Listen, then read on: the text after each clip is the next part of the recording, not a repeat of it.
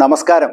ഇപ്പോഴുള്ള എം പിമാരൊന്നും ഒന്നിനും കൊള്ളില്ലെന്നും അവരെ കൊണ്ട് ഹിന്ദു രാഷ്ട്രം സൃഷ്ടിക്കാനാവില്ലെന്നും പറഞ്ഞ് രംഗത്ത് വന്നിരിക്കുകയാണ് ഒരു BJP MLA.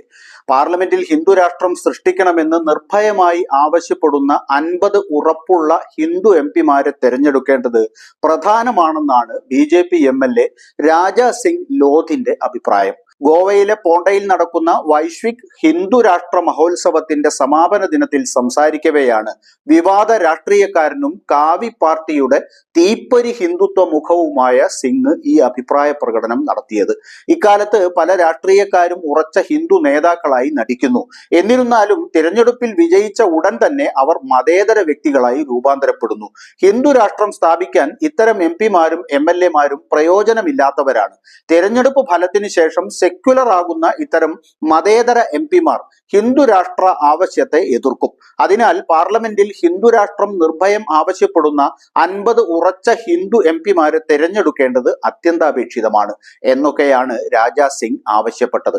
തെലങ്കാനയിലെ ഗോഷാമഹൽ നിയോജക മണ്ഡലത്തിൽ നിന്നുള്ള MLA ആയ സിംഗ് ഈ പ്രതിഭാസം ഹിന്ദു ഭാരതത്തെ ഫലത്തിൽ തളർത്തിയെന്നും അധ്വാനിച്ചു പഠിക്കാനും ഭരണത്തിൽ സുപ്രധാന സ്ഥാനങ്ങൾ വഹിക്കാനും യുവതലമുറയെ പ്രോത്സാഹിപ്പിക്കണമെന്നും അതിലൂടെ അവർക്ക് സംഭാവന നൽകാമെന്നും വ്യക്തമാക്കി. ഒരു ഹിന്ദു രാഷ്ട്രം സ്ഥാപിക്കുന്നതിനുള്ള ലക്ഷ്യത്തിലേക്ക് എന്തൊക്കെ ചെയ്യണമെന്നും രാജാ സിംഗ് ലോധ് നിർദ്ദേശം മുന്നോട്ട് വെച്ചു.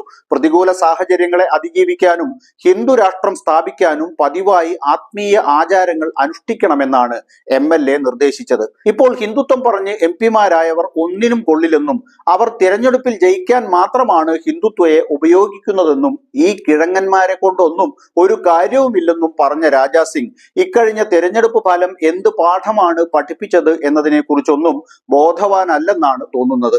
തെരഞ്ഞെടുപ്പിന്റെ ആദ്യ 2 ഘട്ടം കഴിഞ്ഞപ്പോൾ പച്ചയ്ക്ക് വർഗീയത പറഞ്ഞ് വോട്ട് നേടാൻ ശ്രമം നടത്തിയിട്ടും ആ പ്രയോഗം എവിടെയൊക്കെ നടത്തിയോ ആ സംസ്ഥാനങ്ങളിലെല്ലാം BJP വൻതോതിൽ പിറകോട്ട് പോയതൊന്നും രാജാ സിംഗ് മനസ്സിലാക്കിയിട്ടില്ല.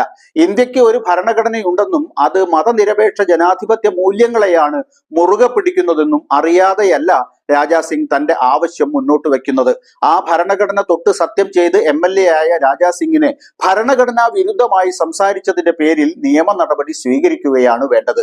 രാജ്യത്തെ വർഗീയമായി ഭിന്നിപ്പിക്കാൻ മോദി ഉപയോഗിച്ച രാം മന്ദിർ നിലകൊള്ളുന്ന അയോധ്യയിൽ പോലും BJP സ്ഥാനാർത്ഥി പരാജയപ്പെട്ട സാഹചര്യം മുന്നിൽ നിൽക്കുമ്പോഴാണ് സത്യപ്രതിജ്ഞാ ലംഘനം നടത്തി ഒരു MLA ഹിന്ദു രാഷ്ട്ര സംസ്ഥാപനത്തിന് ആഹ്വാനം മുഴക്കി രംഗത്ത് വന്നിരിക്കുന്നത്. നരേന്ദ്രമോദി അടക്കം ജയിച്ചു വന്ന 240 BJP MPമാരും ഹിന്ദു രാഷ്ട്ര രൂപീകരണത്തിന് ഉപകരിക്കില്ലെന്ന രാജാ സിംഗിന്റെ വിലയിരുത്തൽ BJPയും ഗൗരവപൂർവ്വം പരിശോധിക്കേണ്ടതുണ്ട്.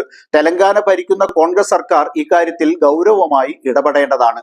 സത്യപ്രതിജ്ഞാ ലംഘനത്തിന്റെ പേരിൽ തെലങ്കാന സ്പീക്കർ രാജാ സിംഗിന് നോട്ടീസും നൽകേണ്ടതുണ്ട്. അത്തരം നടപടികൾ ഈ കേസിൽ ഉണ്ടാകുമോ എന്ന് കാത്തിരുന്ന് കാണാം.